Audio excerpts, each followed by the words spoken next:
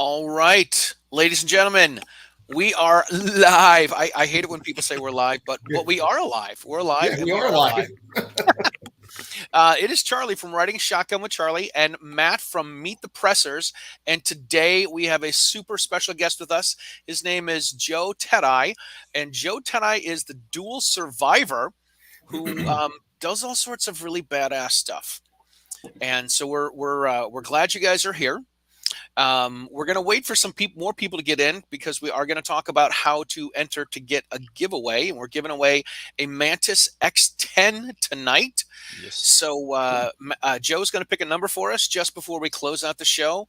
Matt's doing his Jedi mind trick over the over the Mantis there, and we're gonna have a great time for the next hour talking with Joe. Cool. For sure. So, Joe. Yes, sir. About where in the country do you reside? Now, don't give the exact area because Sure. it's top secret. But I mean, North Carolina. nice. I live about an hour outside of Charlotte. Very cool. I'll be down there. Kenley is Kenley. I think Kenley. That's kind of far away. I think it's more towards the beach. Gotcha. I live out in the country, but it's perfect because I get to Charlotte in an hour. I can get to the beach in 2.5 hours. I can get to the mountains in 2.5 hours. So I'm like in a really sweet spot in North Carolina. I love it. Nice. Yes, sir. And North Carolina is pretty much free America too, right? Oh, bro. Yeah, let me tell you, you can open carry here. Nice. You see people yeah, man. I have a CCW, obviously, but you can open carry. You see it all the time. Yeah, very conservative state, ultra conservative. And I like it. I like it here. Very cool. Yeah, Kenley, Kenley. That's I've heard of it. I think that's more east. Could be. Charlotte's basically southwest of me, about 55 miles. So, nice. But yeah, I've heard of that town, but I've never been to it. I'm doing the UTM civilian instructor class. Oh, cool. Awesome, man. I'll be down there. Yeah, man. I'm so glad it's not a UTI, the ultimate training instructor. UTMs are actually better than sims. Yes. It's better. I agree. I've shot them both. UTMs are a little more expensive, but they're definitely better. It's a better product for sure. Well, when UTM makes ammunition to work in the competitor's gun better than the competitor's ammunition works in their own gun. Yeah, exactly. Yeah. Yeah. Right. Charlie's actually going to be hosting me up there in Massachusetts coming up soon too. Yeah, up in June. We got some spots open. We're doing the UTM class on a Sunday, June 5th, and we're doing a saber pepper spray instructor class on Saturday, cool. June 4th. Very cool. So not real pepper spray, but we don't have to pepper spray people to be instructors, right? We don't have to really pepper spray them. I was stupid enough to volunteer for that once. Really? Just because I was curious, like, all right, how bad is it? And it was bad.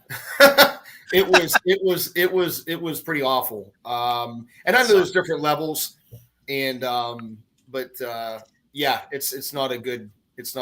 I was actually a course I went to when I was in the government CT unit. There was a dude that had a stun gun or shoots the wires. Yep. And we're all like looking around and like, who's going to do this, right? Like this, and we all did it too, which was really awful. But what's crazy is one of the guys I was with, like, it hit him and he was just kind of like, and he pulled him off. Like, I don't know if they have to hit a certain way, but I went straight to the ground. Yeah, that's a really crappy feeling too. So it's a certain amount of distance as well as how close it is to the skin. Usually, gotcha. Yeah, right around an inch. If it's more than an inch from the skin, depending on the version, it's not as effective. But gotcha. Yeah, he just pulled him off. Like I wasn't so lucky, but yeah, it's just good to know. If you train with anything or you talk about training, it's always good to know the capabilities of stuff. Like, sure. I know what it feels like, and so that's always a good thing. That's the concept of the pepper spray, and getting pepper sprayed, so at least you can fight through it. Your first time, it's like your first time being in a fight shouldn't be your first time ever. Right. Fighting, and so it gets you in the nose and your eyes start watering. Yeah. Like that hurt bad. Yeah. I thought about getting pepper sprayed and auctioning it off to see if my ex-wife would be the one that donates the most money. There you go. But that's actually a good idea. So here's a fun fact. When we started the show years ago, Clint and I were going to do pepper spray, taser, and then we were going to blow something with tannerite. Well, I blew something up with tannerite, and he didn't want to do either pepper spray or taser. So I was like, all right, well, you got to do one of the two. You can't let me do both. I'm not going to get tased and pepper sprayed. Yeah. You got to take one for the team. So we ended up shooting at each other with pepper ball guns. Oh wow! Yeah, actually, I don't even have it in here. It's in the other room. Funny. Yeah, that was nuts. So Joe, give us a little background on this beautiful beast of a book you put together. Tell us how this came about. Obviously, your experience and background, but how long did it take you to be able to put your thoughts into a book and actually make it real? Yeah, I actually wanted to write the book while I was on dual survival, but for some reason, Discovery, in its infinite wisdom, didn't want me to do it. And unfortunately, it was a contractual thing, a legal thing. Yeah. So I couldn't do it. So I don't know. I just one day, it came back into my head, like, I'm going to write a book and just share some experiences that I've had during the course of my life and just lessons learned, Nice. So people can read it and put a little tool in their toolbox, so to speak. And so I talked to a couple publishing companies, and Kohler Books picked me up. And great guy, John Kohler, the owner, awesome dude, gave me a lot of good mentoring, like, hey, pace yourself and all of this. And what was really funny is he said, when you're writing your book, Joe, do something that's relaxed, like listen to music or something. So I started listening like Led Zeppelin, and it was too much, right? So this is actually really funny. I was typing on my computer, and I had the TV on, and I had it on PBS for some reason. And all of a sudden I hear, "It's your world. You can put a tree wherever you want." And it was the dude, the painter, Bob Ross. Yeah. And it was really weird. I wrote 80% of my book listening to Bob Ross. I know that sounds really weird. No, but it's the truth. And there was something about his voice. I would watch him for a while, listen, and it kind of was just a very good spot for me. And so nice. It took about a year to write it, and it was painful. I'm not gonna lie to you. I thought it was going to be easy, but I had to regurgitate a lot of painful memories. The crash that killed my buddy Mike, and stuff like that. Talking about my mom, and just growing up kind of like a shitty environment, and because everybody sees me and they think I was born with a silver spoon in my mouth and I was some athlete in high school. I'm like, like that, it could have been farther from the truth, like I just wasn't. I was literally went to the Marine Corps boot camp. I weighed 99 pounds. Wow. I was a mess. It was a train wreck. And so, but yeah, it was good, dude. It was good for me mentally. And I'm real proud of it. I've had a lot of good compliments on it. And, I think there's a lot of good lessons learned in there for people. Just even if you get one thing, you guys know, if you read a book or go to a course and you just get one good thing, gold nugget, it's worth going. It, for sure. And I think if you read my book, I think there's more than a few gold nuggets in it. There are. And a gold nugget that you gave Clint and I when we had you on in the past was this little gold nugget. Oh yeah. Silcock key, man. Yep. Must have. That's a must have in your bug out bag, brother. So I'm clueless. Help a brother out here. What is that? It's called a Silcock key. So it's basically, you can get them on Amazon for like $6. Yep. You use it to turn the water on at a commercial building or a government building. You ever seen, they don't have spigots outside. You open up that metal thing, and then there's a key on the inside. And you got to stick that Silcock key to turn the water on. But the funny thing is, everybody goes, well, I'll just use a Leatherman. You can't open it up wide enough to get it in there. So when you're bugging out and you want to get water, that is a great way to get water in a bug out situation or survival situation where, you may be in an urban environment, and it's like, man, there's a commercial building right there. You take out your Silcock key, boom, done.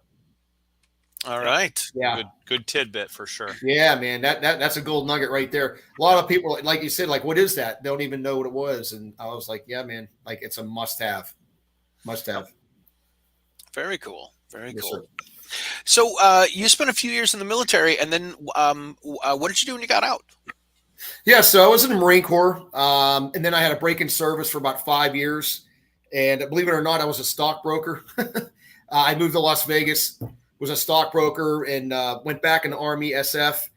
And then I got picked up for a government counterterrorist unit and spent 9 years with them. Went overseas, Afghanistan, Iraq. And what was so weird is like I'm in this black ops unit, and then all of a sudden I put my name in for a TV show, and out of a fluke they picked me. So where I was in this unit, if you would have taken a picture of me, they would have like confiscated your camera type thing. Yeah. And now I'm on this TV show. It was as far right to the far left as you could possibly go. And I did that for 4 seasons, shot 41 episodes. That was more than anybody else that was on the show, actually. Yes. Yeah. I shot more episodes than anybody.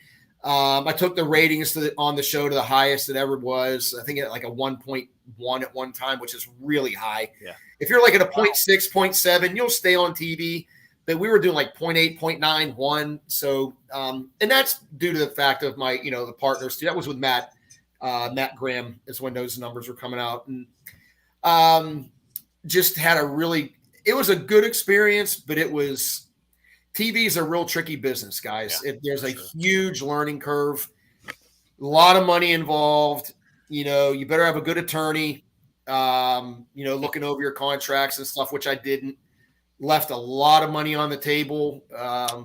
Because, bonuses and all kinds of stuff that he just wasn't aware of because he wasn't an entertainment attorney.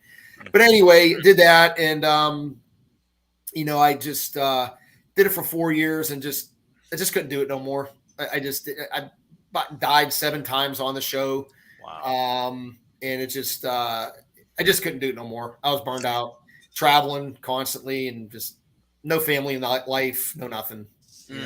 So what's the shooting schedule like? Like they're taking you all over the world to do all this, to film these shows. Yeah, man, it was brutal. You would go. I'll give you the worst. The worst I ever did was I flew from North Carolina to Sri Lanka. Don't ask me how long that took. Shot 2 weeks in the jungle, 102 degrees, 95% humidity. Jeez. Jumped on a plane. Flew to Oman, the Arabian desert, 127, no humidity. Shot there for a week and a half. Jumped on a plane and flew to a glacier in Norway where it was 20 below zero. Holy moly. Wow. Kiss my entire ass. Let me tell you something. That was awful. It was awful. Half the crew ended up like hospitalized. Jeez. Like I sick, can imagine. really sick. Including myself. Wiped out, man. Wiped out. Well, it's not just. I mean, the schedule is crazy, but then you're talking different climates, you're talking different elevations, you're talking. No, your human body's not meant to do that. No. You don't jump out of a boiling hot, well, you can, a boiling hot jacuzzi into an ice tub, and that's kind of like what it was, and then you're adding on the flight times and flying and just hustle. You get to the airport and you're jumping in Suburbans and you're driving another 8 hours. I mean, it was hard to believe. It was hard to. I didn't know what day it was. All I knew it was night or day. That's pretty much. But it was a brutal schedule. I'm not gonna lie to you. And they did that to basically save money. So you didn't have to fly back and forth. So while you were out, like when we went to Africa, we shot in Namibia and then went from Namibia to South Africa. So like we were right there. So they shot 2 episodes. But yeah, man, it's brutal. But it's those types of shows are really hard to shoot. Physically hard to shoot. So I heard I was doing some research and I heard you say that they would, to get a 43-minute TV show for an hour-long show, it would take what, like 40 hours or 40 something? hours. That's right. That's what I was told by by our cameramen. They said, Joe, we need a minimum of 40 hours for a 43 or 42-minute show. And so think about that, how much stuff you actually don't see. Yeah. Which actually, man, I wanted them to do a behind the scenes. They would have been really actually funny. And well, no, I mean, because it's funny. And some of the stuff's actually really funny that you'd see. But They just said it would take away from the seriousness of the show and all this. But Right. yeah, it's a lot, man. It's a lot of 12 people in the crew. And you got to remember, we had 50 Pelican cases with cameras and lights and light panels and battery chargers. I mean, heavy stuff. And it's being toted through the jungle, or wherever else. 3 foot of snow. Yeah, that's the thing. Like for me, like I'm thinking, all right, I got an idea. I want to film this. And I'm like, crap, man, I got to get the lighting. I got to get the cameras. I got to get the angles. And if you're doing it yourself, it's even worse. Like I couldn't even. Oh my gosh.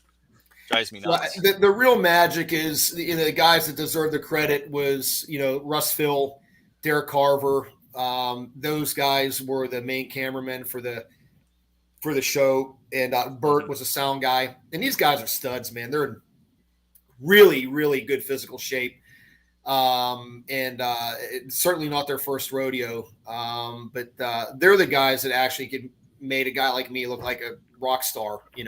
TV can make you look like a rock star, or it can make you look, like a real idiot. So they did a very good job of making me look good. So, and that was my biggest fear, is like, man, like how am I going to look? Because millions of people watch the show. I mean, yeah, it was scary. I remember the first time the first episode came on, I had a pillow in front of me. And I was like, oh man, my whole house had people in it. I'm like, here we go. Nice. Like, before we continue here, I just want to mention to the people that have arrived, we are doing a giveaway. So if you're checking out the screen, check out the address, put in the code SURVIVAL, and we are going to enter everyone into a giveaway just before the show ends.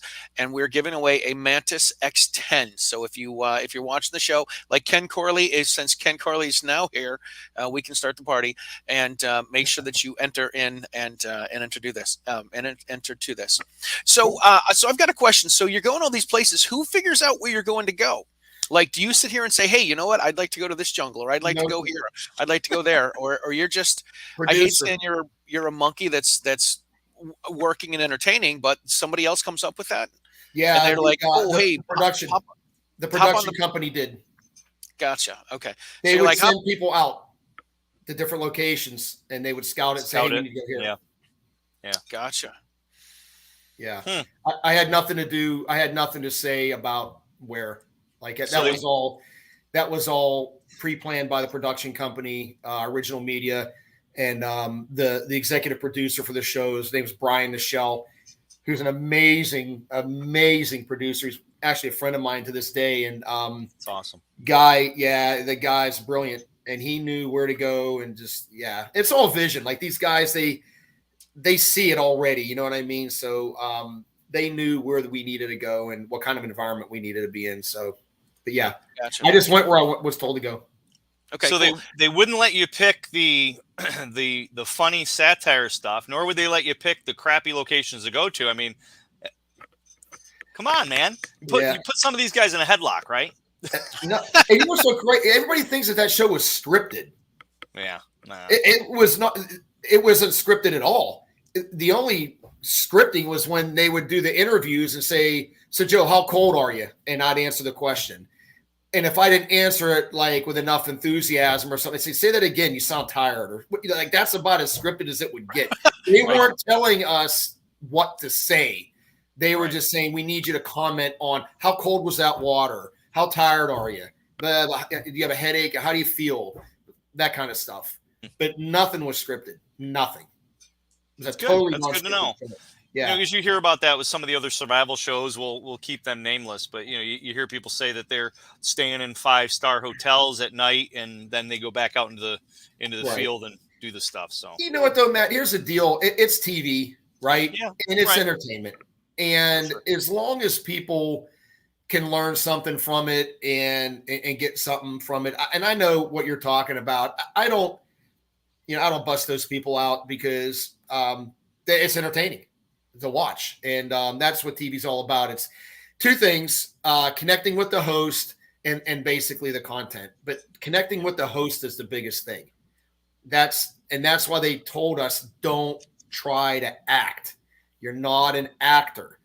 Be yourself and you'll be successful. And the problem is with a lot of the other guys that came on the show, because I was told this by the executive. They were trying to act, and it was obvious they were trying to act. They were over exaggerating or overplaying, or like, and people can see that, like, that seems a little contrite, like that doesn't seem real. And that was one of the reasons I think I was pretty successful. Is I didn't, the way I am now is the way I was on the show. You have to be. Have to be. So just be yourself. Yeah, that's all I kept saying. Joe, just be yourself. Just be yourself. Don't try to act. Mm-hmm. People either like you or they won't. That's right. And it doesn't matter if they didn't like me, as long as they were watching, they didn't give a damn. Exactly. Right. Yes, that's viewers, So your love of cooking, did that come because of how you had to like cook on the show? Was it before the show, or how did that come about? That goes back to junior high school. Okay. Yeah, man. Yeah, my parents got divorced when I was very young, and I don't know. I just one day just started cooking spaghetti and whatnot, and as I've gotten older, I really enjoy to cook. I'm not no gourmet chef by any stretch of imagination, but it's soothing. It's kind of like, you turn on the radio, you listen to TV, whatever, and you're cooking, and just, it kind of, I don't know, just relaxing. It's like almost like a meditation type thing. My girlfriend, she's an amazing cook. And I mean amazing. Oh my, she's owned a restaurant. So like when I try to cook something, I'm like, try not to shoot it down too bad. She can literally grab stuff out of the refrigerator and like just leftovers and make like this gourmet meal. It's really amazing. But no, I like to cook, man. I do. I always have. And, so this is one of my things. So DJ Play Nice says cooking with Bob Ross. Hey, I actually watched the other night, Julia Childs. Isn't that weird? Like, should I even be sharing this stuff? Like, I don't know. Like, I like to watch cooking shows. You ever seen Chopped? The show Chopped? Yeah, I think I watched a few episodes. Dude, I watch that all the time. Like, it's just the coolest. They get this box of food that has all this weird stuff in it, and they got to make something out of it. We watch it all the time. So I know it sounds, a lot of people don't think that I would enjoy something like that, but I really do. Especially when we're eating dinner. I like watching that while I'm eating. I used to cook a lot in our beginning years of being married, and my wife's just so good at it now. So I don't necessarily need to cook anymore, but I will if she's sick or something. But usually she takes good care of us. David asked, what is the worst survival food I've eaten? Somebody asked me that the other day. So without a doubt, Matt caught an armadillo. And I thought, okay, it's just, meat. Possum on a half shell. Yeah. And so I cleaned it, and, we had it on the fire, and it smelled great, and seen all the fat dripping off of it. And oh man, it was so weird, dude. You bit into this food, into it, and about 3 seconds later, you had this immediate aftertaste. Oh, I like almost threw up. It was that bad. It was just that, and Cody and I ate a frozen beaver that he found, and we cut the tail off of it and cooked it, and it was like rotten fish. I mean, it was disgusting. It was disgusting. And even when you're hungry, it's hard to get some of that stuff down. You know what I mean? It's just because you can't get it past your nose. Yeah. Well, what's that one show that they make you eat like nasty food and all that? Wasn't like didn't Joe Rogan? Rogan did that. Yeah. Fear Factor. Yeah, Fear Factor. I wouldn't have made it day one in that thing. There's no way. My wife and I would watch that and we'd gag. Yeah. Oh, dude, I ate a grub worm one time. I could only eat one of them. It was about that big, about as big as my thumb. And I remember I was holding it. They got the whole thing on video, and I went, and it just exploded in my mouth. And it was like sour milk with sand and, blue cheese dressed. It was, dude, it was so bad. Like, I'm like no way. A1 steak sauce wouldn't even help. Yep. And the problem is when you eat something like that, you don't want to vomit, because when you vomit, now you're even more dehydrated. Right. Matter of fact, on one of the shows, I ended up throwing up in my hand, and and drank it back down. It was bad. Oh man. You know, cows do that. Yeah, I just did it just because I had the opportunity to do it, and just makes good for good TV. Yeah. And you didn't dehydrate. Yeah. Did you eat any spiders? Yeah. No, no spiders, but we ate. Tarantulas. Okay. We ate tarantulas. Matt and I caught a bunch of tarantulas. It was in Costa Rica, and I just skewered them, and they burn on the fire, so it's really just kind of like eating gristle, and you don't eat its body, you just kind of eat its legs and stuff, but it just tastes kind of like just burnt something. I like those sound effects. That adds extra. Yeah. Yeah. Oh, and we also cooked. Cody and I cooked some scorpions. Oh wow. In the Atacama Desert. Yeah, that was. I actually found one in my boot. Oh, geez. I dumped it out, and I ended up cooking it. It wasn't a big one, but yeah. The only 2 times I've run across scorpions was once in Fort Sill, Oklahoma, in basic training. It was in my locker. Put a pin in it. And then the other one was in Egypt, in the desert. Yeah. Under a 55-gallon drum that we cut in half for the concertina wire. Yeah. We had a lot of snakes on the show. I killed a lot of venomous snakes. Snake meat's good. You can eat any snake. You just cut its head off. You can eat any snake. Doesn't matter. You can eat it. It's not.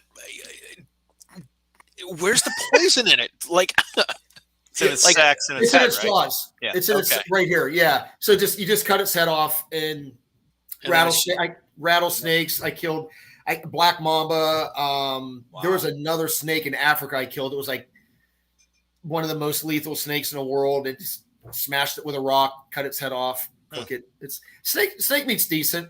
It's palatable. It's got a lot of cartilage in it. It's like eating a real bony fish. Really? But it's actually not bad tasting. Rattlesnake's actually pretty damn good. A lot of frogs. Yeah. Frog. Yeah. So it was one of our first dates for my wife. We went frog gigging. Oh, no kidding. You are so romantic. She's still with me today. There you go. That's what it was. That's probably what it was, right? We got a question from Brian McCullum. Yeah. Brian's out of Georgia. He actually just did the saber pepper spray instructor course. He hosts. Oh, good deal. There. But what's the best source of survival protein for energy in your thoughts? Depends on where you're at, man. Acorns are awesome. Find an acorn tree, little acorns. But the thing you got to do is you got to soak them and to get the sourness out of them. So you soak them in water for like a day or two to suck, because they're nasty if you try to eat them. So you just put them in water, let them almost like putting deer meat in milk to get the wild game taste out of it. Yep. But acorns are great. I hate to say this, but like worms have protein. Yeah. Frogs got any kind of meat. But the thing is, man, everybody thinks it's so easy to catch game. It's extremely difficult. Yeah. And use a lot of energy. Yeah, man. Like, they show it on TV because they can condense 3 days down into 3 minutes. Right. But they don't tell you that you've been sitting there for 3 days trying to catch something. You know what I mean? So, right. But yeah, acorns, those are really good. Worms, which are disgusting, but fish, these are all like fish and frogs are pretty easy to snatch up, but snaring an animal, that's really tough. That's really tough. I got to tell you, I checked out the video of you and the boar, and I was a little let down that we didn't get to see more of what was going on.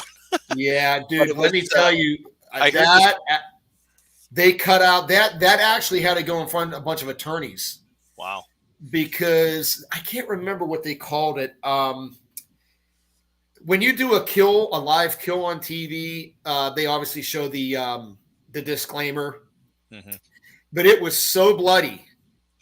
They edited a lot of stuff out of it because man, when I speared that thing, I don't know how they digitized it, but like blood went, it went everywhere.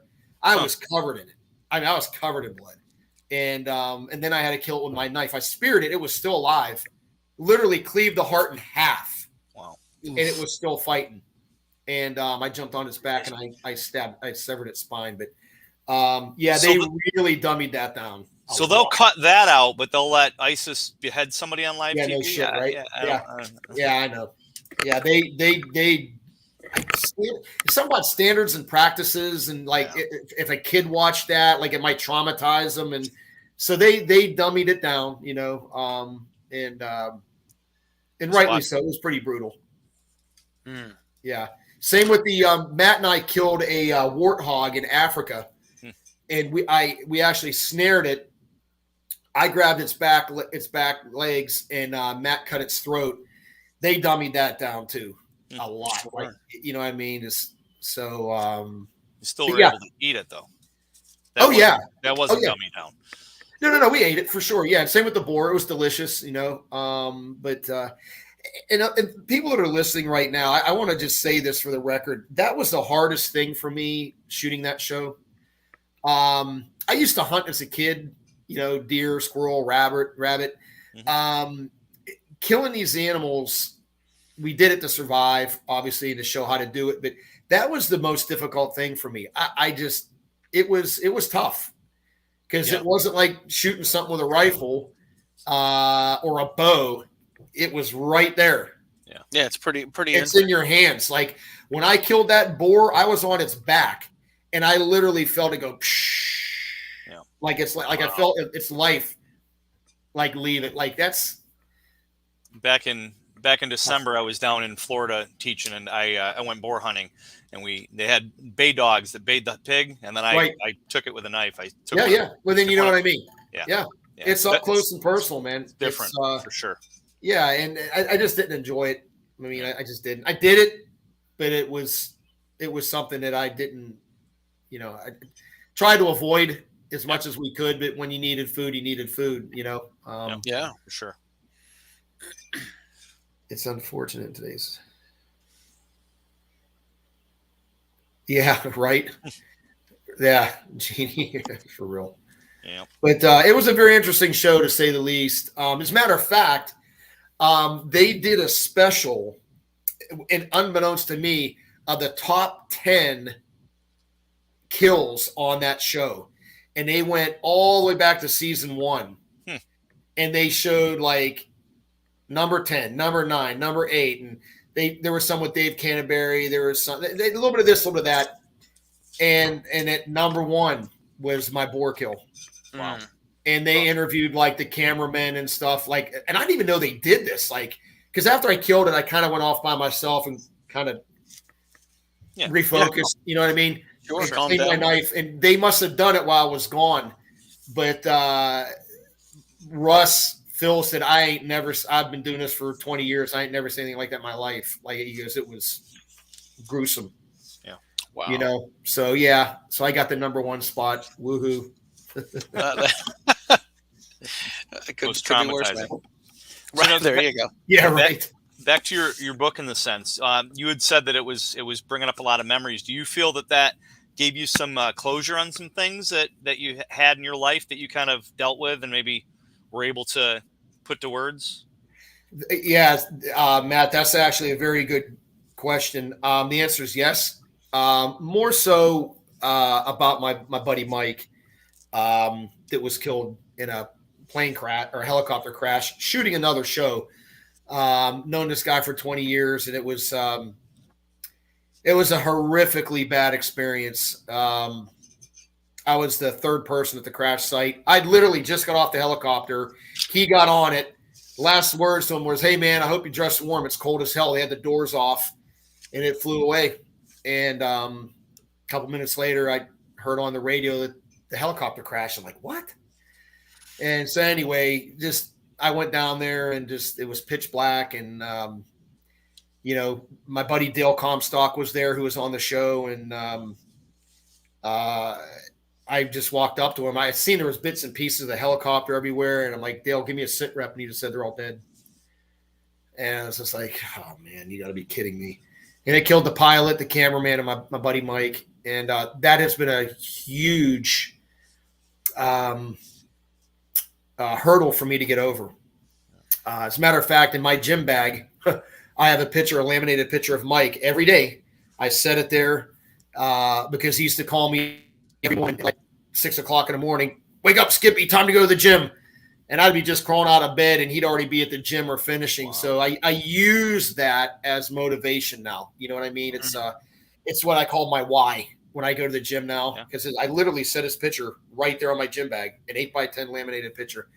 But to answer your question, yeah, man, it gave me a lot of closure and just helped me, you know, think about it and process it. And because it's when you try to hide, well, at least for me, guys, when I try to hide something, man, it always pops up somewhere. You know what I mean? It comes out in the worst way, and it helped me deal with the trauma of that whole situation. It was awful. Sure. Yeah, I can't fathom that. Yeah, sorry you had to deal with that. Yeah, sorry you had to deal with that, and losing somebody close, losing somebody who you like is, it's definitely tough. You know, and I actually, Mike was in Afghanistan. He was in Iraq. He was former Ranger, SF, Delta. You know, and here I am. I invite this guy on a TV show, and you know, like, I mean, you can't even make this shit up. You know what I mean? Like, you literally can't even make it up. I get off the helicopter, he gets on it, and 5 minutes later, he's dead. That's crazy. Yeah. So, but yeah, it was, Matt, to answer your question, yes, it helped me a lot. It really did. A lot of tears were shed writing my book. I ain't lie to you, man. Like, I'm man enough to admit more than a few tears were shed. But that's what it's all about, you know, just putting it out there. Yeah, for sure. I think, I mean, we've had lots of episodes, and Charlie has too, with, people dealing with PTSD and with, suicide and stuff like that. And I think, we're all manly men and we don't want to show our emotions. And I think that sometimes that's can be our demise if we don't succumb to that and have somebody that we can lean on and shed a tear here and there. So, absolutely. Yeah. I held it in for, man, I tell you, I held it in for a long time.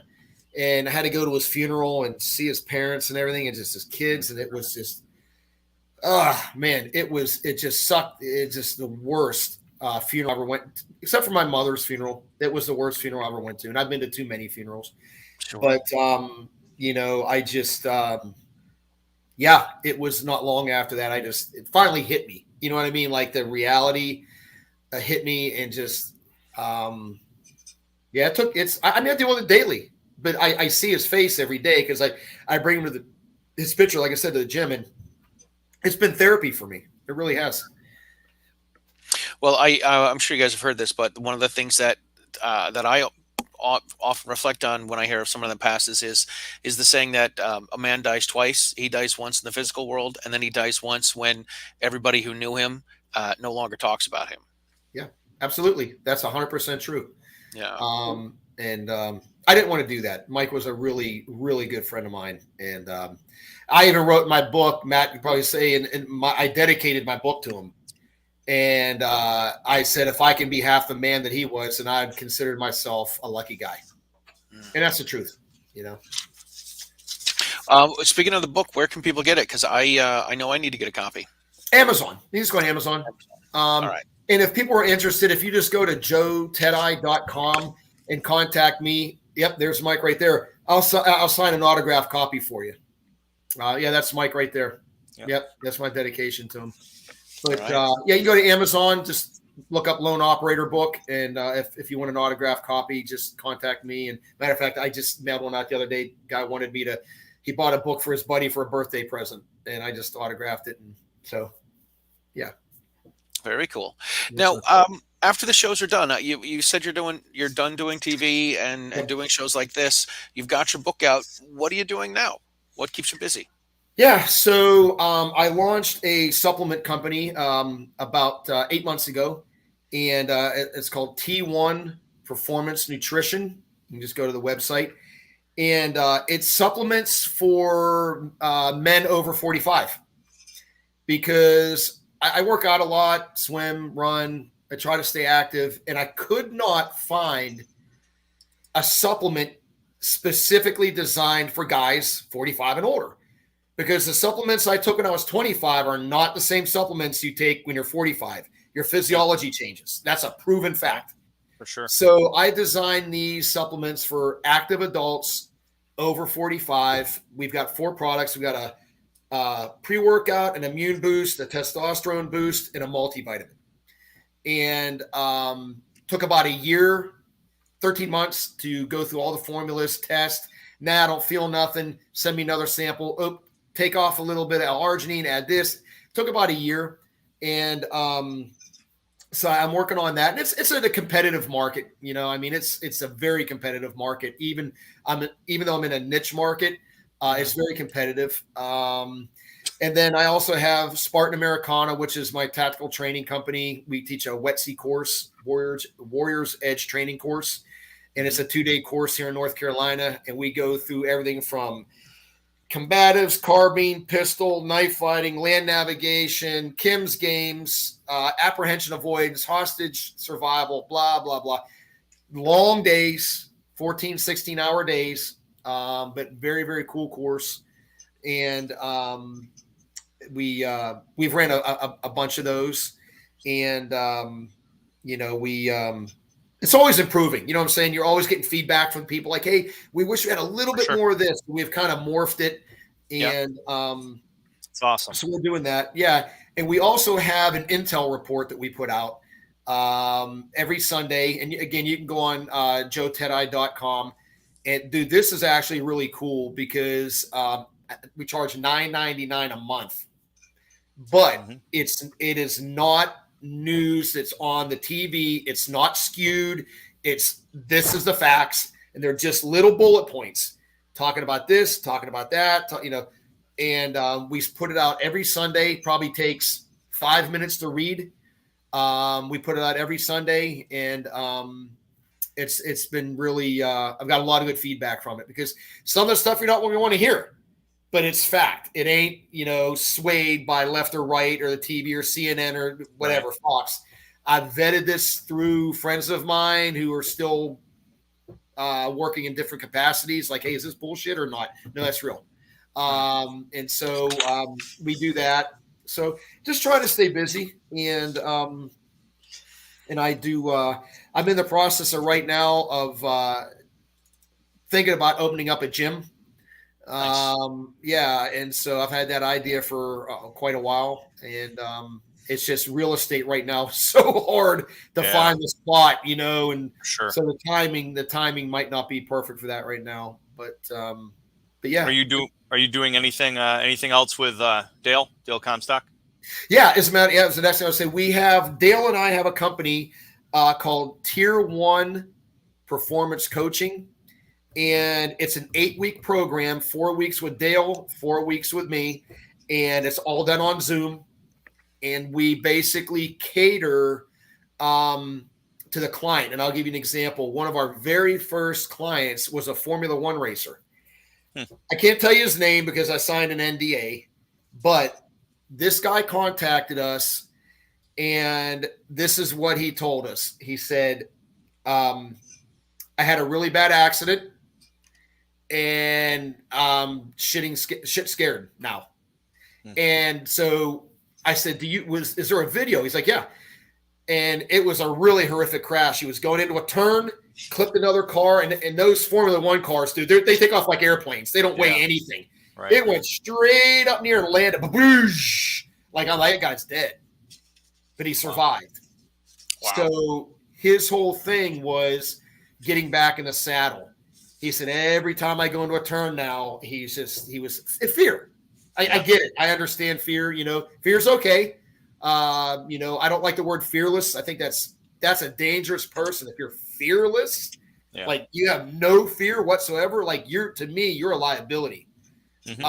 So that was like one of our first people. And we've had everybody from that guy to an anesthesiologist to a professional fisherman,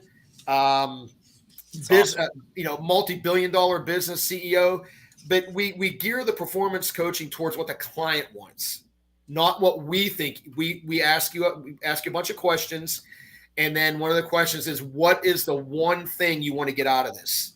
The one thing, not 10, one. yeah, we stay pretty busy. We only do 10 people at a time. Dale's super busy. You know, he's got a canine company and he's got other things going on. But Dale is an expert at this stuff, man. He has forgotten more about performance coaching and stuff. I've learned a tremendous bunch from him, and he's just a wealth of knowledge. And so that's the other thing we're doing. And if you're interested in that, you can just go to tier1performancecoaching.com, contact us, and we'll get back to you. But yeah, I stay busy. We posted it up there as far as gotcha. Yes, sir. Links to your website.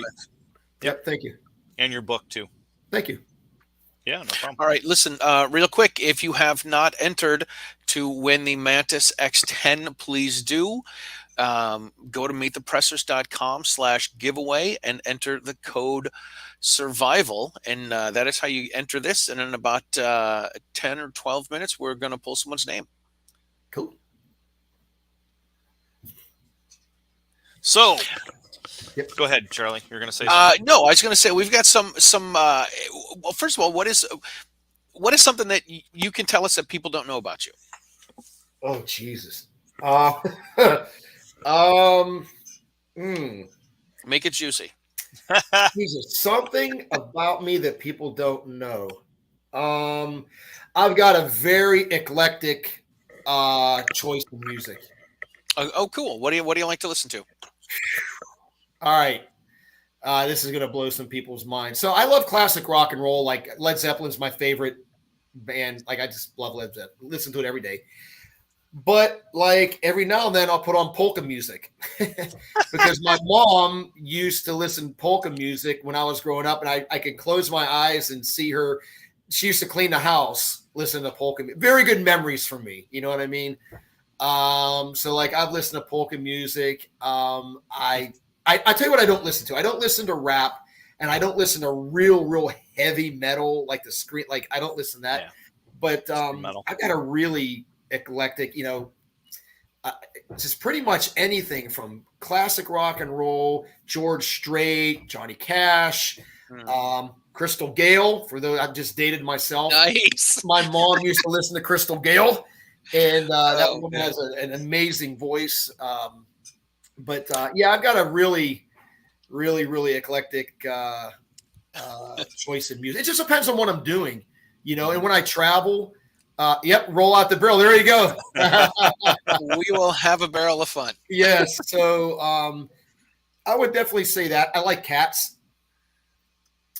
Cats the animals or Cats the musical? Cats the animals. I like dogs too, but I grew up with cats. I know it sounds really odd, and but we have a dog, and but there's something about cats. I grew up with them my whole life, and they're just low maintenance pets. You can go away for a weekend and not worry about it. Just clean their litter box, give them a bunch of food and water, and they're good to go. That is true. But yeah, what else? Let me think.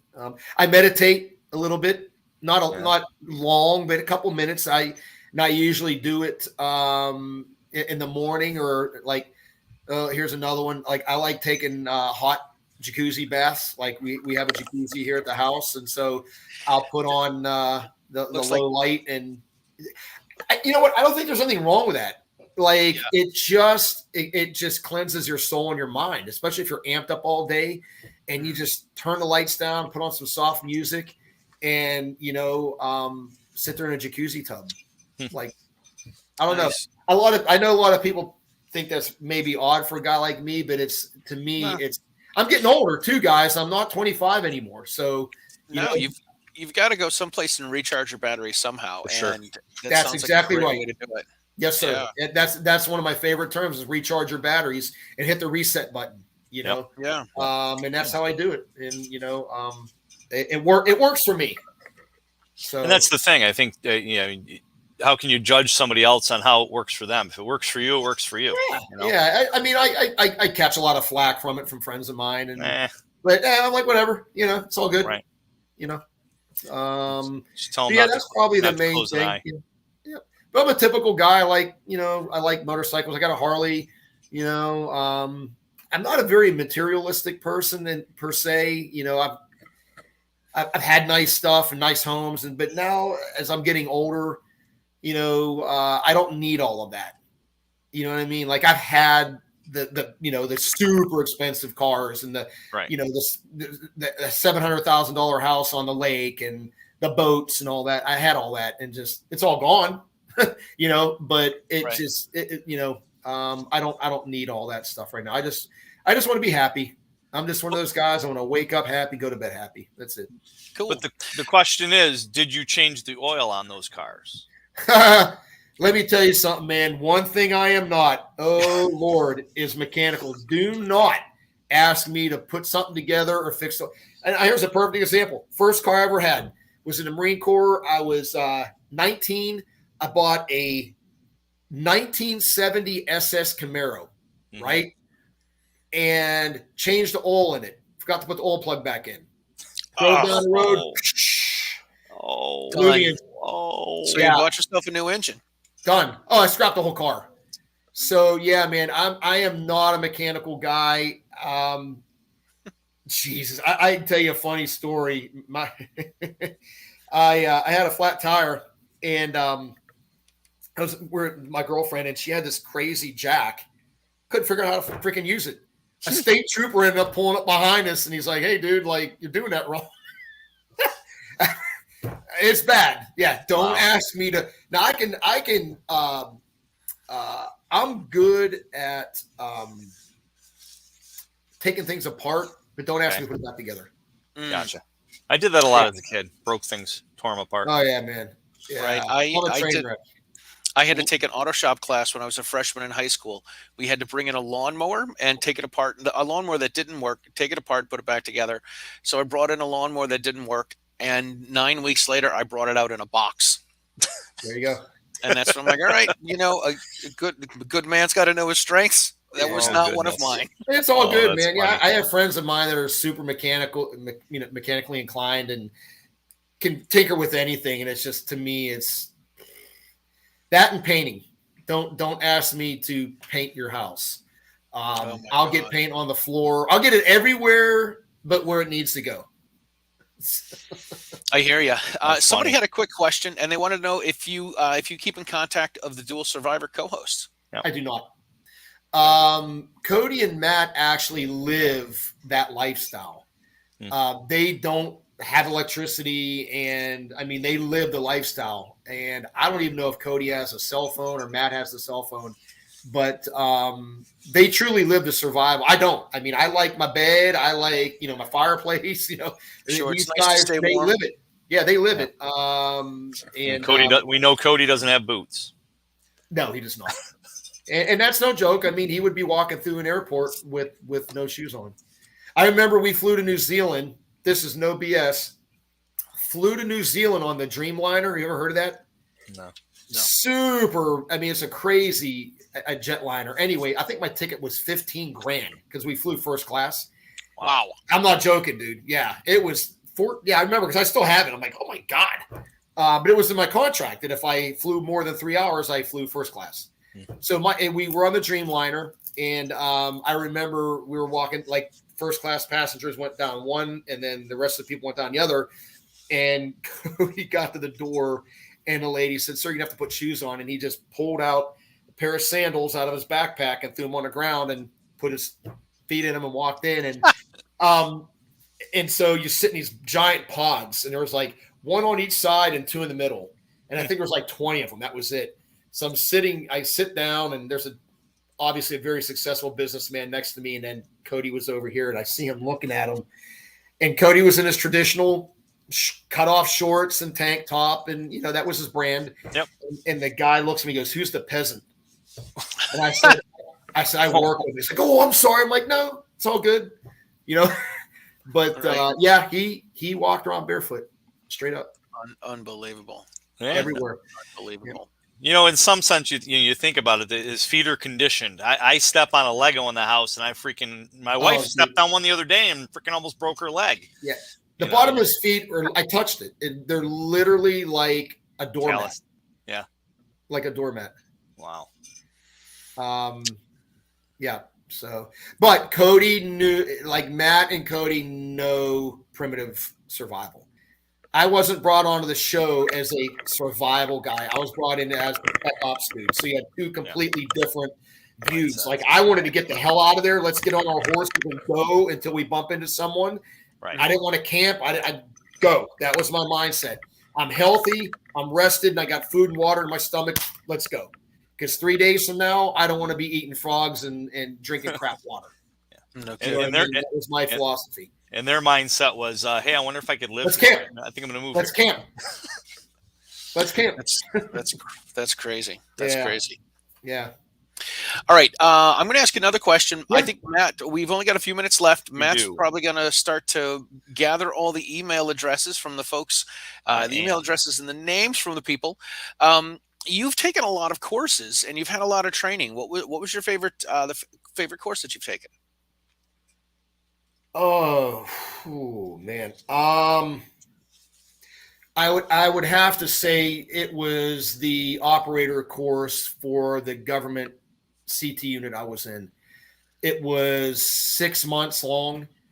And I'd love to get into details about it, but it was everything you would expect to do in a unit like that. And it was one course after the next, after the next, after the next, after the next, after the next. And it was just you're bouncing all over the country. Like here, one of the places we went, I can tell you this. We went to, I think it was Rochester, New York, to the Harris plant where they make the 117 Foxtrot, the radio, which I had never used because that radio at the time was used exclusively by the Tier 1 units, Delta and Dev Group. I never touched one, so they sent us there for a week and learned everything about the radio, how to put in fills and this and troubleshoot it. But that course, wow. Yeah, dude, it was – that unit has a bottomless bank account, right? Wow. They've got a bottomless bank account. And when you've got that much money – to train, you can train right to the edge. Nothing was notional. You know what I mean? Everything was like, how would you do this? Like, okay, then go do it.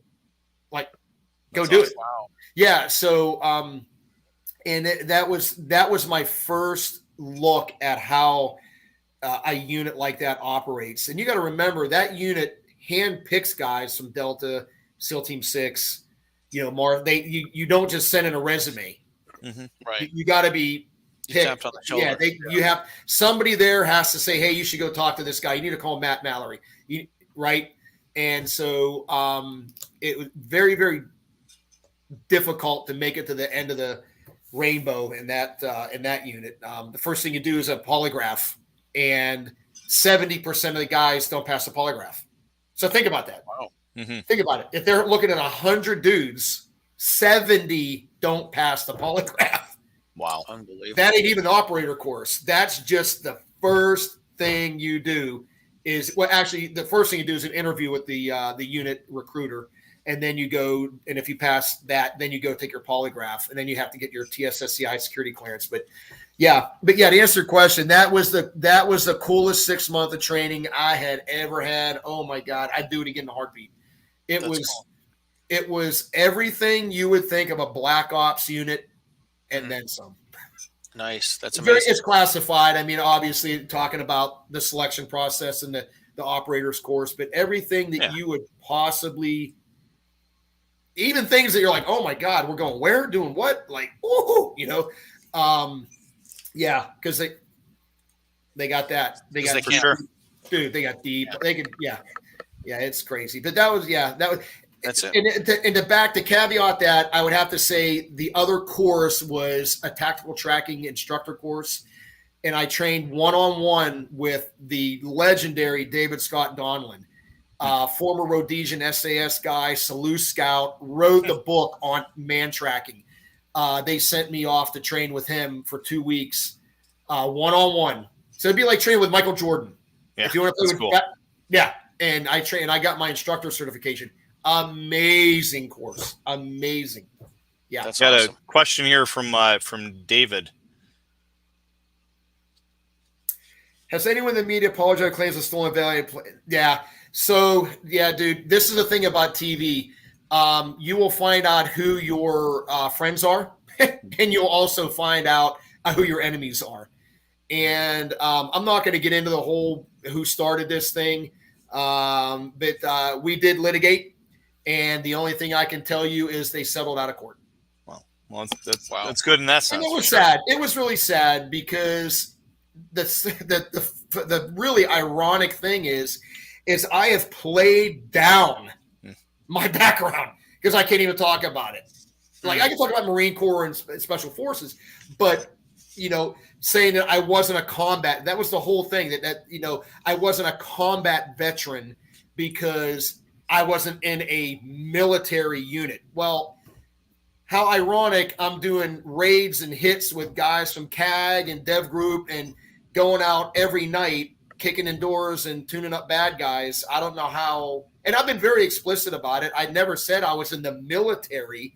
I said I was in a government CT unit. That's what I've said from day one, and that's what I'm saying now. So for those of you listening, if you don't consider that a combat veteran, well, you call me what you want. That's not stolen valor. As a matter of fact, do you know what the actual definition of stolen valor is? No. Saying you have a medal that you have not received. That, guys, those of you that are listening, don't take my word for it. Google it. Yep. It's saying you got the Medal of Honor or a Silver Star or a Bronze Star or a Purple Heart, and saying that you have it and you have that is stolen valor. I don't have any medal. The unit I was in didn't give away medals. Yeah. I never went to combat in Marines. I never went to combat in the Army. Yeah. So in the unit I was in, they didn't give medals away. Right. So right. It all started from one guy. Yeah. Jealousy. Well, that's dude. It's just terrible terrible stuff. Yeah, that's what Mr. Anderson said for sure. Very sad. You don't deserve it. Jealousy. That's a it lot is. Absolutely. And it is, and it was tough, and I'm past it. And I'm a Christian, and I'm a guy like, the person Amen. that started this, I pray for him, and he has his own demons to deal with, and that's the best way to be. That's the best way to be, because otherwise it's just going to eat you alive. And and it did for a while. Have to have peace. Hey, Joe, give us a number 1 to 16. 1 to 16. Lucky number 7. Number 7. All right. Chris Forsha. Chris Forsha. Is Chris? I don't think I saw Chris in the comments. Ah, look at that. That's all right though. Yeah, you don't have to be in the comments, but you do have to. You do have to enter through meetthepresser.com/giveaway, and you had to put in the code Survivor, and that's what Chris did. So, Chris, tell us what they're gonna win. What is it? Mantis X10, $250 value. Oh, rifle, cool. pistol, shotgun. Very cool. Dry fire, live fire. It helps shooters suck less. That's very cool. All right, listen, we are. I don't want to be the one to shut you down, but it does look like Matt's going to. We are. We're over an hour, so we need to have you plug all the stuff that you'd like to plug, and we need to wrap it up. Yeah, I mean, anybody's interested in getting in contact with me, just go to joeteti.com, send us an email, and anything from, like I said, our coaching. If you want anything that has to do with the nutrition supplements, just go to T1 Performance Nutrition. You can order it right online. And again, the WETC course, we can also come to people too. If you have a group of people, instead of you coming to me, if you've got like 7 or 8 people, I can come to you, which is much less expensive. So, but yeah, guys, I appreciate you having me back on, and always a pleasure. Thank you. I might have you do that, Joe. I might see if I can host you up here at my place. Bring you up here and do it. Dude, it's a great course, man. I'm telling you right now, if you go to our website and watch some of the testimonial videos, I'm very proud of it, man. You learn a lot, like a lot of check the blocks, man. What do you have a set rate, or is it based on location? So if you were to come here, I provide. I basically rent out 1,000-acre Boy Scout camp. I got to rent the whole place, and it's food and lodging. and it's $1,250, which is a give. I mean, my friend's like, dude, you should be like doubling that price. But if somebody had a group of people, I can come to you and it'd be much cheaper. You know what I mean? It'd be much cheaper. So, Cool. Just let me know. I'll travel anywhere. Cool. I think awesome. I think Joe Teti coming to upstate New York is going to happen. Thanks, brother. I appreciate it. We'll have fun. You'll enjoy it. For sure. All right, my friend. Awesome having you on. Thanks for spending some time with us. And yes, sir. Yes, this has been great. Always Thanks, an brother. education. Always. Cheers. Cool. All right, listen. To wrap things up, so if you have not subscribed to Riding Shotgun with Charlie on YouTube or Meet the Pressers on YouTube, please need to make sure that you do that. Our next show is going to be next Thursday, March 24th, 8 p.m. Eastern, and we are going to have Rob Pincus in being our guest. So that's going to be it's always cool to hang out and talk with Rob and catch up with all the things he's doing all over the country and all over the world. Sure. So we want to thank you guys for tuning in. This has been wonderful. This has been great. Joe, thank you so much for being on with us. Thanks, and anything else you guys want to say? Stay safe. Bring me back on sometime. Please. For sure. All right. Sounds like a plan. I'm going to have to get you on the stagecoach when I get down to North Carolina. I'll have you on the show. Done. Oh, absolutely, dude. Just give me a shout. All right. Sounds like a plan, guys. Thank you guys for tuning in. We will see you guys next week. Thanks a lot.